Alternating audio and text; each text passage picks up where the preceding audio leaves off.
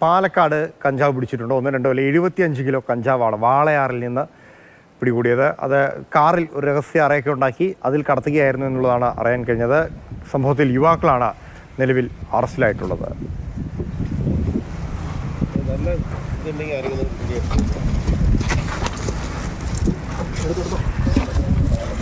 പാലക്കാട് നിന്ന് ഗോകുൽ വാർത്തയുടെ വിശദാംശങ്ങളുമായി നമ്മുടെ ഒപ്പം ചേരുന്നുണ്ട്. ഗോകുൽ, ഇതൊരു സ്ഥിരം സംഭവമായി മാറുന്നുണ്ട് വാളയാറിൽ ഇപ്പോൾ, അല്ലേ? ഉത്സവകാലമല്ലേ, അതുകൊണ്ടായിരിക്കും.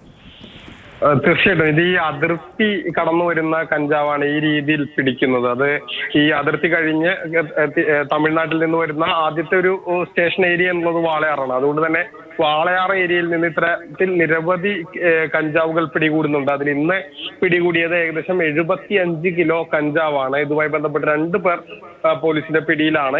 എവിടെ നിന്നാണ് ഈ കഞ്ചാവ് കൊണ്ടുവന്നിരുന്നത് എന്ന് വ്യക്തമല്ല. പക്ഷേ ഇവർ ചില്ലറ വിൽപ്പനയ്ക്കായി തന്നെ പാലക്കാട് ജില്ലയിലെ വിവിധ മേഖലയിൽ ചില്ലറ വിൽപ്പനയ്ക്കായാണ് ഈ കഞ്ചാവ് കൊണ്ടുവന്നിരുന്നത് എന്നുള്ള കാര്യം പോലീസിന് വ്യക്തമായിട്ടുണ്ട്. കാറിൽ രഹസ്യ അറ ഉണ്ടാക്കിയാണ് 75 കിലോ, അതൊരു ഏകദേശ കണക്കാണ്. ഒരുപക്ഷെ അതിൽ കൂടുതൽ കഞ്ചാവ് ഉണ്ടാകാനുള്ള സാധ്യതയുണ്ട്. അങ്ങനെ അത്രയധികം കഞ്ചാവ് കൊണ്ടുവന്നത് ഇത് തമിഴ്നാട്ടിൽ നിന്നാണ് കൊണ്ടുവന്നിരുന്നത്. പക്ഷെ എവിടെ നിന്നാണെന്നുള്ള കാര്യം പോലീസ് പരിശോധിച്ചു വരികയാണ്.